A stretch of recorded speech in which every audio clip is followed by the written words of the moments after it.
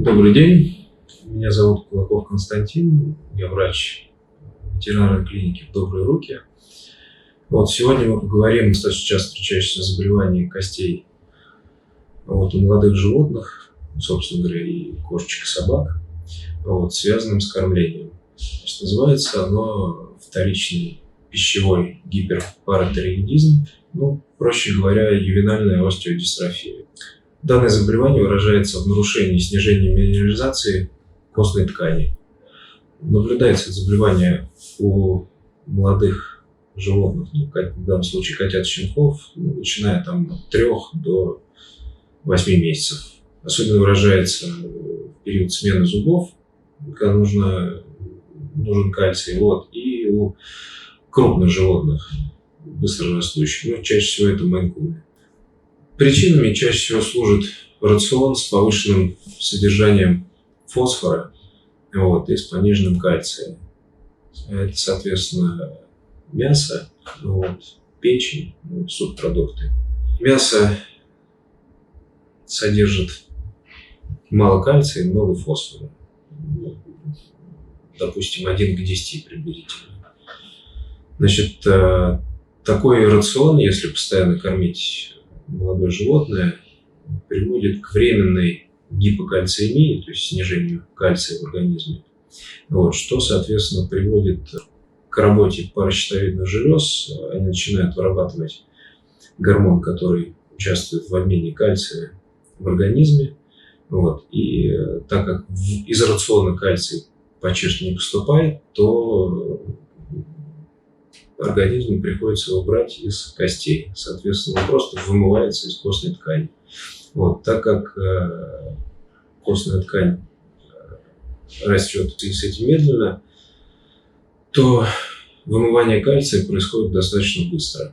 При таком длительном воздействии гормона, и вымыванию кальция из костей, становятся очень хрупкими, рыхлыми и достаточно ломкими. Даже в некоторых местах замещаются фиброзной тканью. Это чаще всего приводит к патологическим переломам трубчатых костей и конечностей и в худших случаях перелому позвоночника. Обычно клинические признаки начинаются: животное, котенок или щеночек, становится вялый, старается меньше играть, меньше двигаться, с трудом запрыгивает даже на кровать, то есть на небольшой подъем какой-то, либо на подоконник. Обычно кошечки не могут запрыгнуть. Больше проводит время лежа, может немножко даже его потрясывать, в общем, испытывает дискомфорт и боль. Когда, не дай бог, возникает перелом, там уже, конечно, возникает либо резкая хромота, на конечность, отек.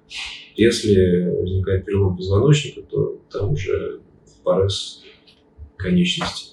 Основной диагностикой, в принципе, является рентген, потому что сдача крови на уровень кальция и фосфора обычно ничего нам не дает, потому что уровень обычно в крови нормальный. Чаще всего бывает. Бывает, конечно, в некоторых случаях он снижен, но это крайне редко. Если нет серьезных повреждений позвоночника, то при нормализации рациона, либо это, лучше всего промышленные корма, лечится эта патология в основном нормализацией рациона. То есть, если вы кормили мясом, то нужно, конечно,